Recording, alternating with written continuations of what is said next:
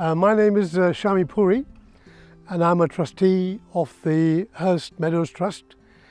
And in this part of the land, we have joined forces with the River of Life project, with the Earth Trust, to effectively enhance the eco-hydrology by improving the way water flows through these areas.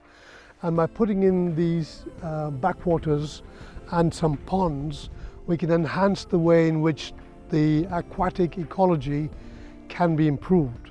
So it's not just the fish that we see, but also microorganisms that live in this water. So in this water, in the beds, there is quite a lot of microorganic activity going on. We call it the hypohaic zone. We don't see it, we walk over it, we call it slush and mush, but actually it's got a lot of life in it. And that feeds the insects, that feeds all the pollinators, that feeds all the rest of the food chain that comes from here. The current of the River Thames is that way, so it's pushing water in that direction. So what it's doing is not allowing inflow to come in this way, and that creates conditions for fish to be able to escape and to hatch and to be able to survive over here.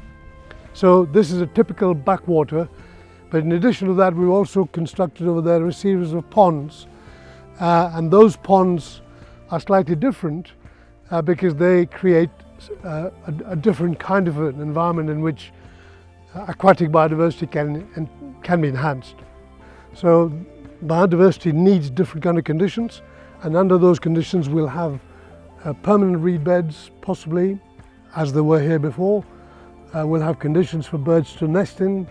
We will have conditions along the wetted perimeter, as I call it, for enhancement of insects, borers, wasps, gadflies, and then because we have a flat area, then that will allow waders and other birds to come in and feed. So the purpose is A, to benefit, for people to be able to walk and relax.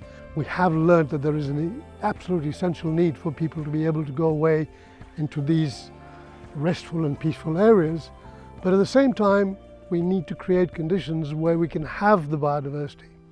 And that's the purpose of the River of Life project broadly, because it's looking after the banks of the River Thames all the way along over there, and in our bit we're adding to it by looking at the confluence of the River Thames, which eventually falls into the Thames just over there.